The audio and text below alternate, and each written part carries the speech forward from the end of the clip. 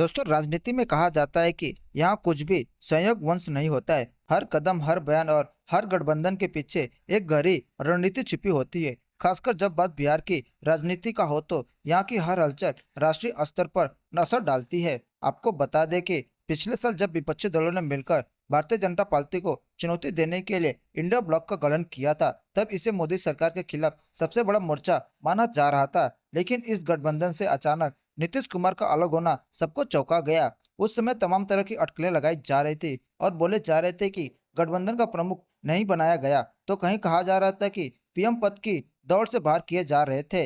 लेकिन अब पूरी तरह से मामले से पर्दा उठ चुका है। आपको बता दें कि नीतीश कुमार के सबसे करीबी माने जाने वाले जेडीयू नेता संजय झा ने एक इंटरव्यू में इस राज का खुलासा किया है। उन्होंने बताया कि नीतीश कुमार का इंडिया ब्लॉक से अलग होना किसी पद या सम्मान या अभाव की वजह से नहीं था, बल्कि विपक्षी गठबंधन के अंदर की असंगठित राजनीतिक और गैर गंभीर रवैये की वजह से था।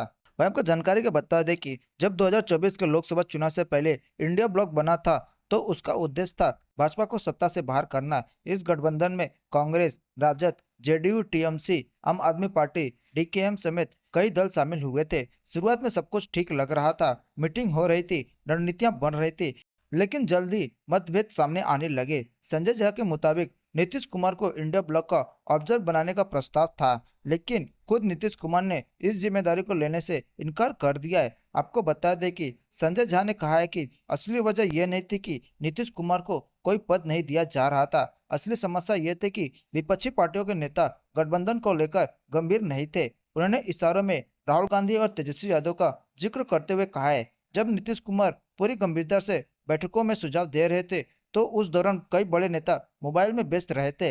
वे बैठकों में केवल औपचारिक उपस्थिति दर्ज कराने आते थे। न किसी के पास कोई ठोस योजना थी, न ही कोई विजन। ऐसे में रणनीति बनाना मुश्किल होता था। उन्होंने आगे कहा है कि बिहार के एक बड़े नेता तेजस्वी यादव का भी वही रवैया था।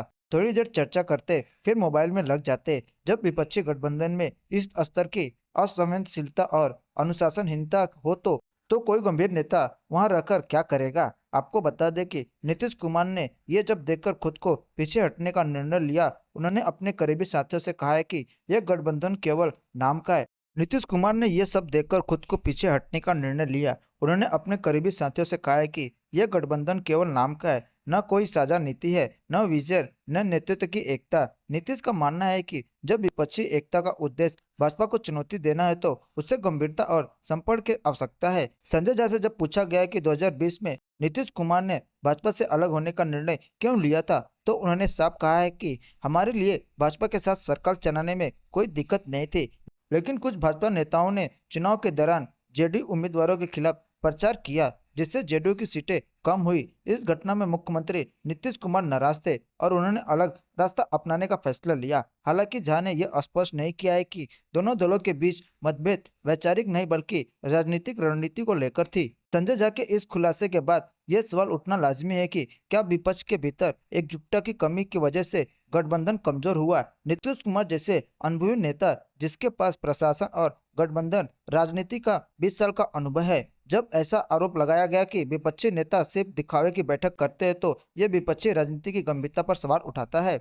नीतीश कुमार का इंडिया ब्लॉक से अलग होना केवल एक राजनीतिक फैसला नहीं था, बल्कि यह विपक्षी राजनीति की वर्तमान स्थिति का आईना भी है। जब गठबंधन के शीर्षक नेता खुद एकजुट नहीं हो पाते, जब अनुभव और विचारों की जगह व्यक्तिगत एजेंडे ले लेता है, तो ऐसा टूटना स्वाभाविक है। नीतीश कुमार ने भले ही भाजपा के साथ फिर से राजनीतिक समीकरण साध लिया हो, लेकिन इस खुलासे ने विपक्षी राजनीति की बुनियादी कमजोरी उजागर कर दी है। एकजुटता का दावा, लेकिन भीतर से बिखराव। अब यही बात बिहार चुनाव में भी देखने को मिला है। जब कांग्रेस के खिलाफ राजद की कैबिनेट या वीआईपी के कैबिनेट मैदान में है, ऐसे में नीतीश कुमार की तरफ से उस समय जो बातें कही गई थी, उसमें थोड़ी सच्चाई तो जरूर नजर आती है। यह खुलासा आने वाले दिनों में न केवल बिहार बल्कि राष्ट्रीय राजनीतिक में बड़ा असर डाल सकता है, क्योंकि अब सवाल यह है कि क्या इंडिया ब्लॉक जैसे कोशिश भविष्य में एक अस्थायी और प्रभावित विपक्ष खड़ा कर पाएगी, या फिर यही राजनीतिक दिखावे का हिस्सा बनकर रह जाएगी। दोस्तों, आपको ये वीडियो कैसा लगा आप में कमेंट कर जरूर बताएं,